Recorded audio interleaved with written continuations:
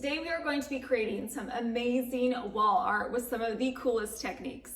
Our first project is going to start off with 8 5x7 canvases. I purchased these small canvases at Ross. They came in a package of 8 and they were only $3.99. They were on clearance. I love a good bargain. Now, if you've been with me for a while, you know that I love to hydro dip. Just a couple of weeks ago, we hydro dipped this urn right here. And so I thought, let's see if we can hydro dip some art. So that is exactly what we're gonna do with our canvases. So I got a small garbage can and I lined it with a garbage sack, and then I filled it to the top with some water. Then I took 3 spray paints. I'm using a gold, a silver, and a black spray paint. I'm going for a marbleized design, and so these colors are gonna give me that look. So I took my spray paint and I began to spray it into the water. I did silver and gold, and the silver and the gold, and then a little bit of black in the water.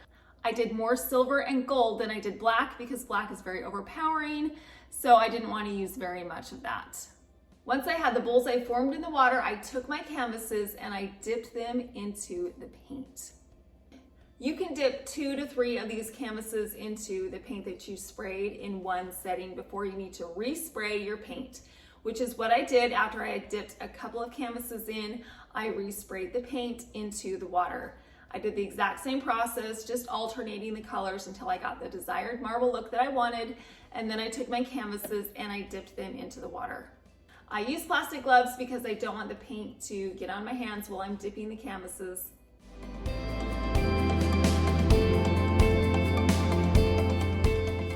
Once I had dipped all of my canvases in the paint, I let them dry for 2 to 3 hours. The previous time when I hydro dipped my urn, I had a lot of inquiries as to what I did with the water after I was done hydro dipping. Well, let me show you what I do. Is you can look close, you can see that the paint will adhere to the garbage sack. That's why I use a garbage sack. If you don't use a garbage sack, it will stick to the side of whatever container you decide to use. The water, as you can see, is clear because the paint will gravitate and stick to whatever is closest to it.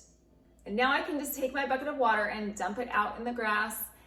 As you can see, after I've dumped my water, the paint is still on that plastic bag, so I didn't get any of the paint in the grass. Now I can remove the garbage sack and throw it away. Super simple, zero mess. Okay, so now that our canvases are dry, we are going to frame them. We're gonna use some frames that I purchased at my thrift store. Surprise, surprise. I love my thrift store. These frames are so pretty. I love the gold detail on them. The art inside of these frames is not my style. Don't get me wrong, I like an astrological chart as much as the next person, but I don't want to display it in my house. So I'm going to remove this art and we are going to put in our canvases. And the best part is that these were only $5.99 a piece. I need to create a backing that's going to go behind our canvases. And what I'm going to use is a gift bag. I purchased this gift bag at Ross a while ago. This is going to be perfect behind our art. It's the right color, it's gold, and it's black. It's going to make our art pop. You can use unique items like this to use as backing. I've done wrapping paper in the past. You can use contact paper, you can use scrapbook paper, all kinds of things to give your art just a little extra pop. I simply took the bag apart, I separated the edges from each other, and then I laid it flat. Next, I took the back of the frame and traced around it so I had the perfect size template, and then I cut it out with scissors.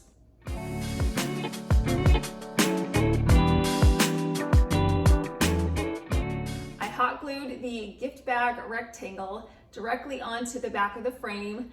I hot glued around the edges. The reason why I am doing this is because sometimes you can hot glue things and put paper over the top and it gets wavy. I don't want it to be wavy in the middle. The edges are going to be covered up with our mat. I'm going to do the same thing with the mat. I'm going to hot glue that directly over the top of our black gift bag.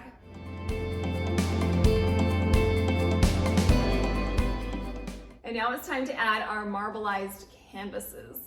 I got a ruler and I put it at the top so I could make sure that all of my mini canvases were equidistant from each other, and then I simply hot glued them into place. I'm doing 4 small canvases per frame. I want this to be more of a collection instead of individual pieces. And then I simply repeated this process with my other frame. I did the exact same thing, and now I have my art that is ready to be put back into our frames. Now these frames are so sturdy, I actually had to screw them back together, so I know they're not gonna come apart. And now everything is complete. We have our wall art. I cannot even tell you how beautiful this is. This looks like you could buy it at a store for $50, $60, $70, $100, but we made this so affordably. We got some thrifted frames, we used some canvases that were on clearance, and a little bit of spray paint. And each piece is so unique and individual, but as a whole, this collection looks very cohesive. This was so simple, anybody could do this, and you could definitely customize this to fit into your own design, color scheme, or style. You could pick whichever spray paints you wanted to use and customize it to make it into an art piece that you will treasure.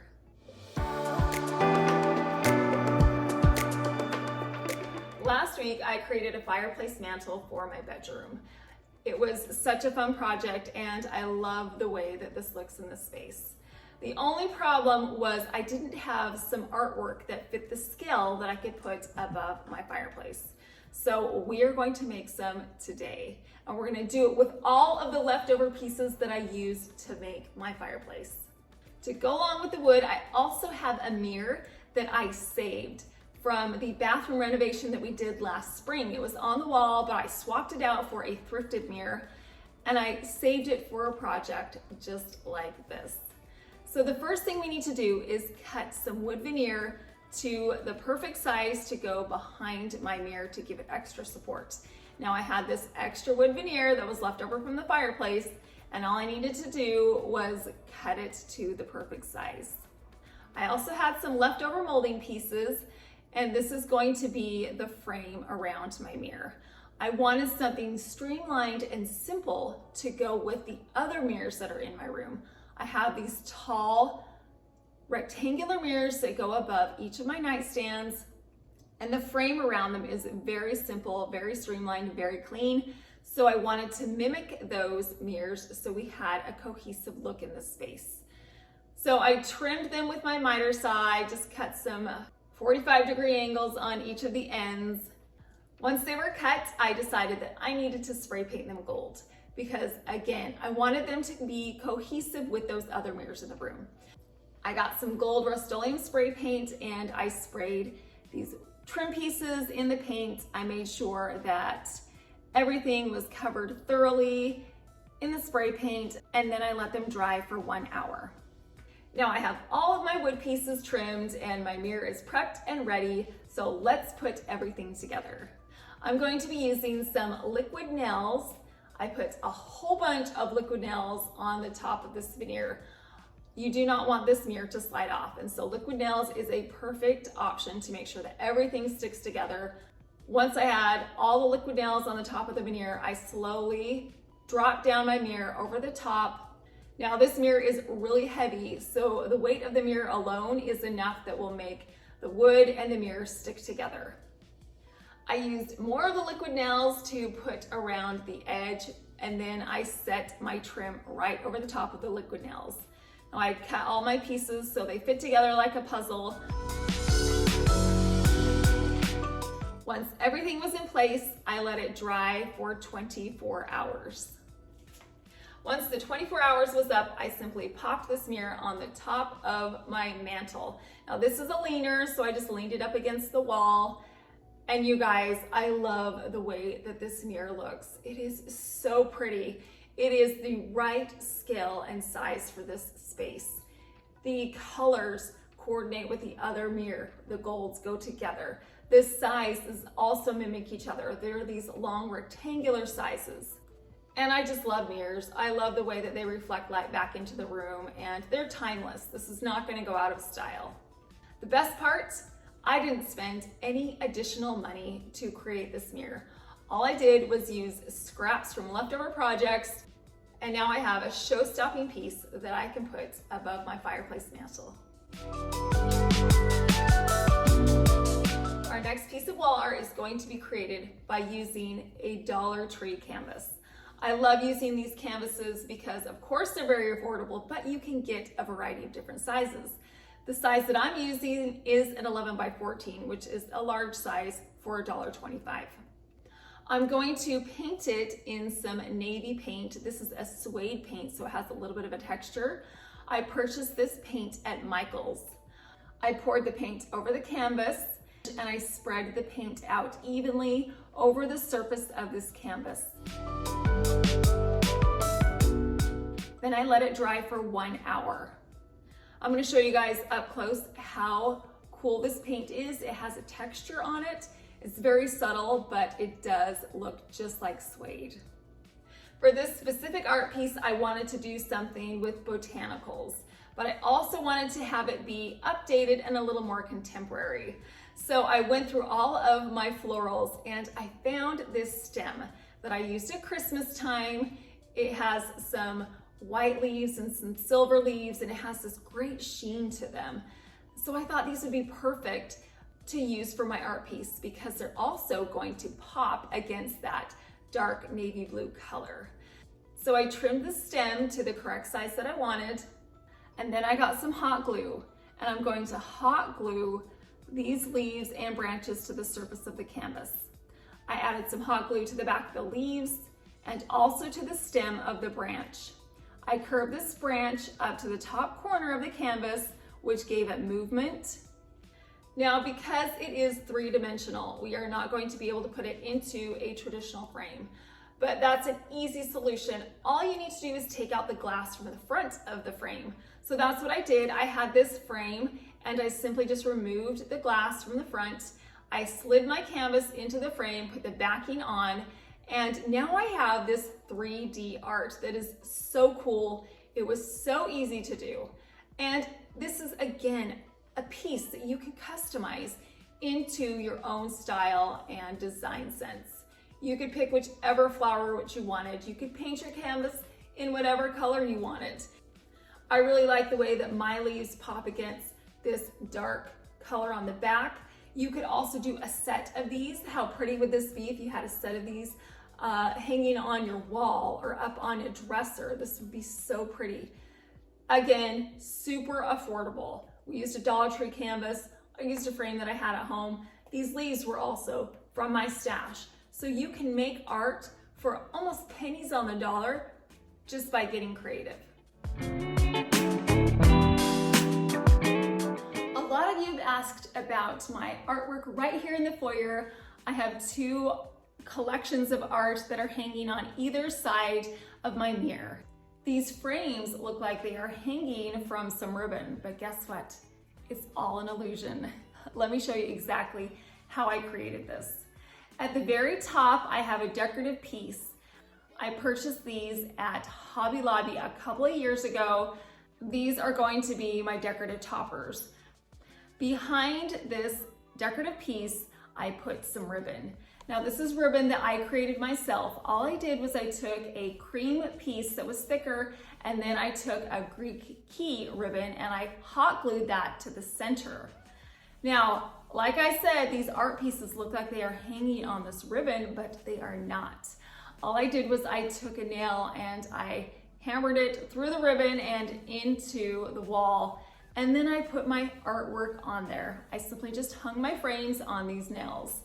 I hung them equidistant from each other, and they look like they are just cascading down the wall. I wanted a timeless print to go inside of my frames. You guys know I love ginger jars, and I found these antique prints of ginger jars on Canva, so I created them myself. If you like these prints, you can have them. I will leave a link to the free printable in my description box so you can print them off and have one for yourself. So I added these prints to each of my frames, and I do think that it makes it classic and timeless. But again, you can customize this to your own liking. You could add some family photos, some landscapes, some pictures of your favorite vacation spa, whatever. Again, customize it to however you want it to look. Now, I also have this mirror right here that did not start off this way. It started off with a brown frame. I did not like the color of the frame, but again, that's such an easy fix. All you need to do is spray paint it or paint it with a brush in whichever color you like. But I really did love the size of this mirror, and I liked the detail that was on the frame. So I definitely wanted to use this in this space, especially because it's a 2-story room, so I needed something long and tall. So if you find a mirror that you love, but the frame isn't something that you love, don't worry, that's an easy fix, just paint it. So that's the story behind how I created all this wall art in my foyer. We actually created a whole bunch of wall art today. Hopefully one of these pieces will inspire you to make you feel like you can create your own. If you like this video and want to see more like it, please subscribe so I can share those with you. Thank you so much for watching.